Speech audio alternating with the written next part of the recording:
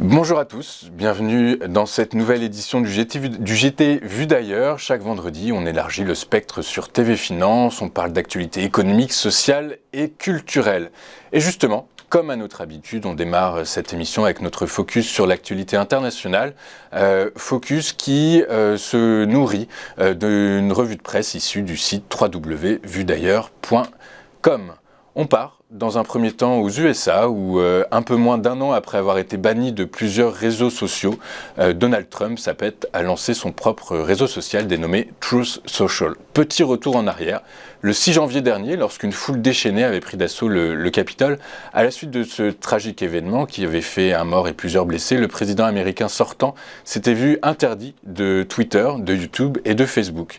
En effet, les CEO de ces firmes avaient conclu que l'ex-président américain Donald Trump constitue un danger pour la démocratie américaine.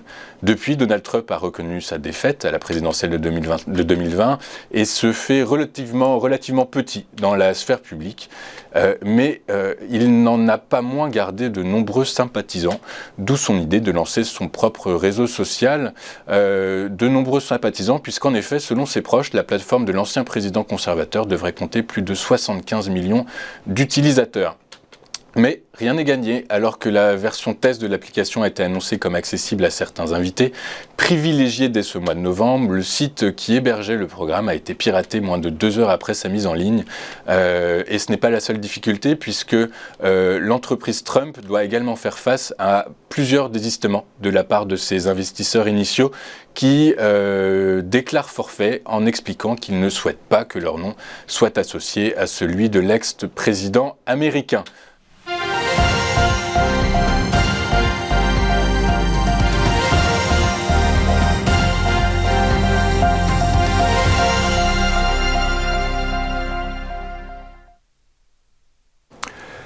À l'occasion de la COP26, la ministre de la Transition écologique Barbara Pompili a annoncé, avec Jean-Yves Le Drian, ministre de l'Europe et des Affaires étrangères, ainsi que Bruno Le Maire, ministre de l'Économie, des Finances et de la Relance, la décision de la France de rejoindre l'accord mettant fin au financement public à l'étranger de certains projets d'énergie fossile, et ce, dès fin 2022. En effet, le 4 novembre dernier, une vingtaine de pays avaient signé cet accord en anglais, dont le Royaume-Uni, les États-Unis et le Canada. Dans un premier temps, la France n'avait pas rejoint cette coalition, jugeant que le texte était trop peu ambitieux. Les nations du G20 s'étaient accordées pour cesser de soutenir les projets de centrales au charbon à l'étranger. Mais désormais, ce nouveau plan inclut pour la première fois le gaz et le pétrole et contient la promesse de réorienter cet argent vers des énergies renouvelables. Si cet engagement est tenu, plus de 15 milliards de dollars devraient bénéficier aux énergies propres, estiment les experts. A tout de suite sur le JT Vu d'ailleurs.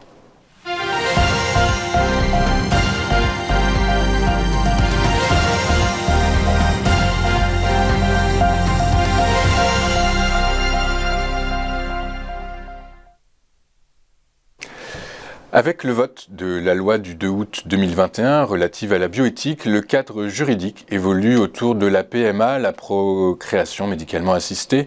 Désormais, elle est accessible aux couples de femmes et aux femmes non mariées. Par ailleurs, elle ouvre un droit nouveau aux enfants issus d'une PMA avec don de gamètes, en leur donnant la possibilité d'accéder, s'ils en font la demande et à leur majorité, l'identité de leur donneur. Depuis cette réforme, les demandes affluent avec plus de 3500 dossiers supplémentaires déposés cette année selon le ministère de la Santé. Mais les donneurs ne se bousculent pas au portillon. En effet, en 2019 seulement, alors les chiffres sont assez surprenants, mais seulement 317 hommes ont donné des spermatozoïdes, ce qui constitue une baisse de moins 18% par rapport à 2018, et 836 femmes ont fait un don d'ovocytes, ce qui, à l'inverse, constitue une hausse de 7,5% par rapport à 2018. Ces mauvais chiffres, ont donc incité les autorités à lancer une campagne à destination des donneurs potentiels et dont l'objectif est de faire connaître les évolutions de la loi et de sensibiliser autour de la problématique du don de gamètes et de l'assistance médicale à la procréation. À destination des donneurs potentiels et d'un public large, cette campagne a pour but d'augmenter le nombre de dons annuels afin de répondre aux besoins des receveurs dans toute leur diversité. En parallèle de cette campagne, l'Agence de la biomédecine a créé des sites de référence et comptes sociaux dédiés aux dons de gamètes, sites sur lesquels je vous invite donc à faire un tour si vous souhaitez être donneur. Les deux sites sont dondovocytes.fr et dondespermatozoïdes.fr. À tout de suite dans le JT Vu d'ailleurs.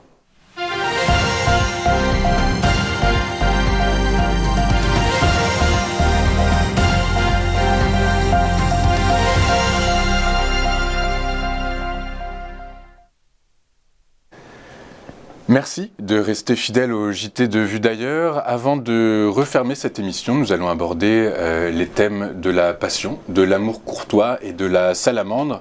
Et pour ce faire, j'ai donc le plaisir d'accueillir sur ce plateau Madame Fabienne Leloup. Bonjour Madame, bonjour Fabienne. Bonjour.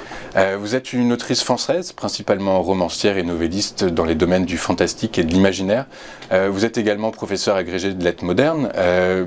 Et aujourd'hui, vous venez nous voir pour nous parler de votre dernier roman intitulé Entre elle et lui, aux éditions Ramsay, un roman qui a pour thème le sexe comme libération du moi profond et qui cherche entre autres à répondre à cette interrogation, le désir est-il conscient ou inconscient? Mais avant de réfléchir à la notion d'amour absolu, pouvez-vous, Fabienne, nous présenter rapidement votre dernier roman? Alors je voulais en fait écrire une variation sur l'amour fou des surréalistes. J'ai été très influencée par André Breton, par les surréalistes, et je voulais réhabiliter l'érotisme, donc un érotisme solaire, positif, qui passe par la nuit, une sorte d'outre noir, une cathédrale de la passion. Et qui passe aussi donc par la voix, puisque donc on parle d'amour courtois, ce qui est présenté un peu en... Oui, c'est une relation au départ qui commence grâce aux réseaux sociaux, puisque c'est comme un roman qui s'inscrit aussi dans l'actualité. C'est une relation à distance, et la voix va être le fil rouge, le fil conducteur, et le lien spirituel aussi entre les deux personnages, qui vont se découvrir peu à peu, et grâce à la voix, les timidités tombent. Les barrières vont sauter, voilà, du coup. Et en fait, c'est pas un roman qui parle de sexe, c'est un roman qui parle d'amour, mais l'amour, pour moi, en fait, a évidemment toutes les composantes. Le sexe, c'est l'aliment de la passion. C'est ça, puisque donc en fait, en lisant ce livre, on peut se rendre compte très rapidement qu'il aborde les différents stades de l'amour, les différents stades par lesquels l'homme et la femme passent avant de tomber amoureux. Donc il y a la passion, on parle beaucoup de passion, et puis après de jeux, de différents jeux, la rencontre en fait entre le désir de l'un et le désir de l'autre, et la capacité de ces deux personnages à accepter finalement le désir d'autrui dans le sien d'une certaine façon. Oui, en fait il n'y a pas de dominant et pas de dominé. Après dans l'amour courtois, en fait la dame demande des gages au chevalier, et ici en fait la jeune femme demande des gages à distance à l'homme, qui effectivement a une composante, on va dire, masochiste, d'une certaine manière.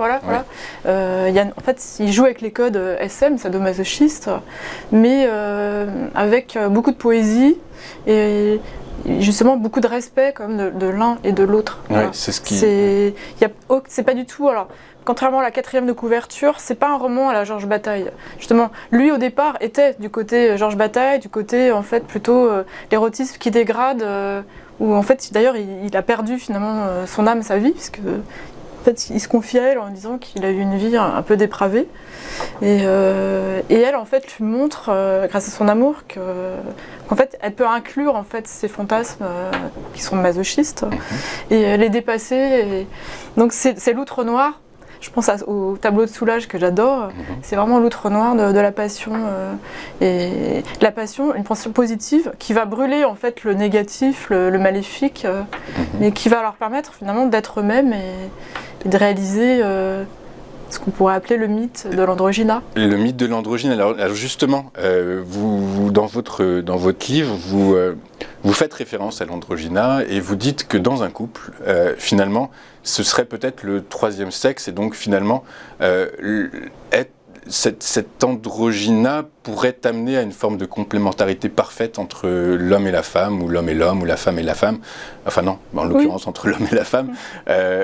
C'est quelque chose auquel vous croyez? Oui, j'y crois profondément. Oui. Alors c'est vrai que je parle du couple hétérosexuel, et je pense que dans tous les couples, même homosexuels, enfin quel qu'il soit, il y a de l'énergie masculine et féminine, et qu'il y a une sorte d'alchimie. Il y a un certain dosage du masculin chez l'un, un certain dosage du féminin féminin et vice-versa chez l'un et l'autre.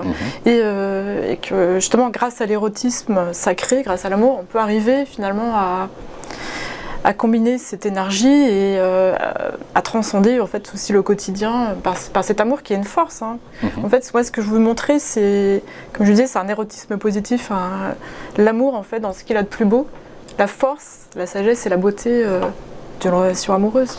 Et du coup, vous vous identifiez plutôt à quel personnage Alors moi j'aime bien les deux personnages parce que en fait je pense qu'un écrivain en fait c'est aussi quelqu'un qui est androgyne, même si là on me voit que je suis comme très féminine, mais dans mon esprit en fait oui je pense que j'ai aussi du masculin. Donc j'ai aimé en fait montrer des personnages qui sont bien sûr qui sont quand même cultivés, mais des personnages qui appartiennent je dirais un peu à la France moyenne, voilà. C'est lui en fait, il a travaillé dans le cinéma, mais c'est un technicien, ça n'a pas été une star. Et elle en fait, elle travaille dans une bibliothèque, c'est quelqu'un qui s'ennuie un peu dans sa vie, quoi. Voilà. Et qui est plus jeune. Qui est plus jeune, c'est vrai que la différence d'âge, le temps est important, parce que lui en fait se rend compte qu'il avait un peu raté sa vie, finalement sa vie professionnelle, sa vie sentimentale, et qui finalement, comme chante Gainsbourg, l'amour physique est sans issue. Et ça suffit pas, en fait, il faut autre chose. Voilà. Il faut autre chose. Et donc du coup, vous placez donc dans le corps de ces deux personnages. Après l'avoir lu, j'ai quand même posé la question de savoir si c'était pas finalement un roman, alors vous allez peut-être pas apprécier le mot, mais érotico-féministe d'une certaine façon, puisqu'il place quand même la femme au cœur de l'ouvrage et au cœur de la notion de désir finalement. On a 80% on reste sur une chaîne financière, donc on a 80% de présentation du désir féminin et 20% du désir masculin. Du coup, est-ce que la femme prend le dessus? Très clairement, on parle de jeu masochiste. L'homme lui donne le pouvoir. Et c'est vrai que alors, dans tous mes romans, c'est vrai que dans Soie sauvage, c'est un roman sur le tatouage, dans Corps fantôme, etc. En fait, les femmes sont des femmes puissantes. Voilà. Ce ne sont pas des victimes. Je pense d'ailleurs que les femmes sont très fortes. Mais en même temps, en fait, mon personnage a une certaine fragilité. En fait, il lui donne aussi le pouvoir de vie et de mort sur lui. Donc c'est plus ambigu. D'ailleurs, c'est pour ça que j'aime la littérature et que je suis une littéraire. C'est que la littérature cultive l'ambiguïté et la nuance. On est dans 50 Shades of Red. Oui, mais côté intello, du coup. 50 nuances de rouge, mais côté très intello, parce que c'est ça que j'ai, comme vous l'avez dit très justement, j'ai vraiment joué avec les codes, l'amour courtois, l'amour fou des surréalistes, le sadomasochisme, l'amour sacré, l'amour sublime de Benjamin Péret.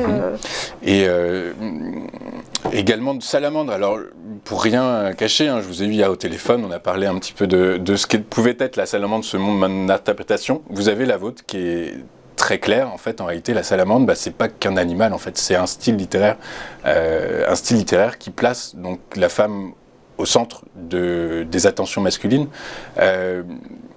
Du coup, est-ce que ce roman pourrait être compris comme étant un petit manuel à destination des hommes, un petit manuel sur le plaisir féminin et comment le rencontrer? Alors, manuel, c'est un terme scolaire, donc c'est pas vraiment le terme approprié, mais effectivement, je pense que, alors, au-delà de mon livre, et je pense que la littérature permet de se comprendre et de mieux comprendre en fait l'autre.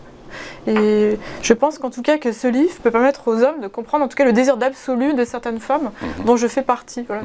C'est vrai que je pense que personnellement j'ai un désir fort d'absolu, de transcender le quotidien, de magnifier en fait la relation à l'autre.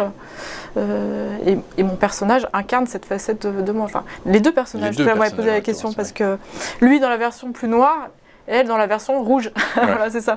C'est pour ça que la salamandre d'ailleurs c'est le surnom qu'il lui donne et pour moi en fait c'est une sorte de personnage emblématique. C'est une femme de feu. Il y a eu les filles de feu de Nerval, elle c'est une femme de feu mais du 21e siècle qui peu à peu se rend compte de ses fantasmes, de sa puissance et de la puissance du sacré et de l'énergie amoureuse.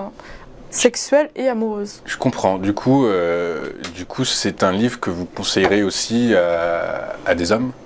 Oui, alors je suis très contente d'avoir des lecteurs masculins, et j'en ai quelques-uns, dont vous, et donc j'étais très contente finalement d'avoir le retour, parce que en fait je suis féministe, pas de la question, oui féministe, je pense que les femmes doivent avoir les mêmes droits et être payées évidemment comme les hommes, mais en fait je suis comme pour l'harmonie entre le masculin et le féminin, et comme la mer et la montagne sont des entités distinctes mais magnifiques. Exactement, et effectivement comme vous l'avez dit, j'ai lu votre livre et je l'ai trouvé très intéressant et avec une dimension intellectuelle poussée et qui va au-delà du simple écrit sur la vie secrète d'un homme et d'une femme. Oui, non, sinon ce serait pas intéressant. Oui, il y a une vraie réflexion. Et puis bon, j'ai essayé, ce que j'essaie dans chacun de mes livres, c'est qu'il y a un style, qui est une écriture poétique, parce que c'est vrai qu'il y a des thèmes en fait qui sont abordés, et puis donc il y a aussi la dimension fantasmatique, puisque c'est comme une relation amoureuse, mais aussi, comme on l'a dit, érotique.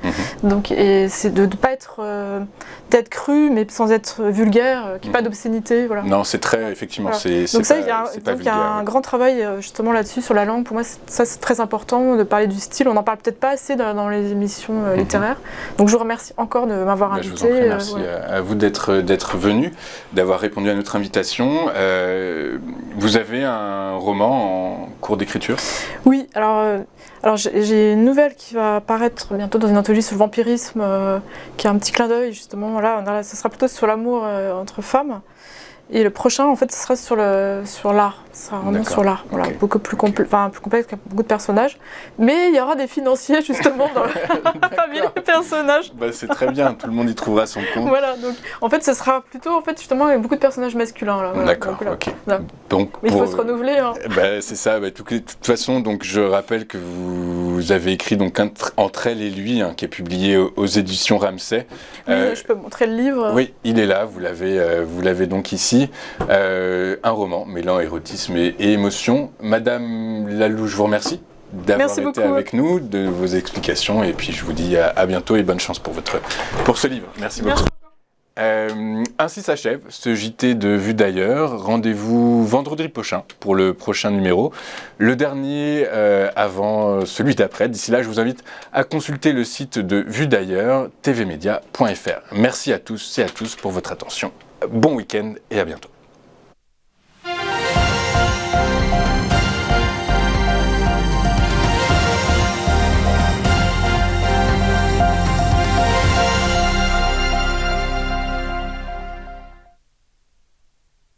Bonjour à tous et bienvenue dans notre émission Entreprise et Innovation, votre rendez-vous innovation, développement économique et enjeux du digital sur TV Finance. Tous les jours, TV Finance met en lumière une société, un projet, des hommes et des femmes qui font l'entreprise d'aujourd'hui et de demain dans un monde en perpétuelle évolution.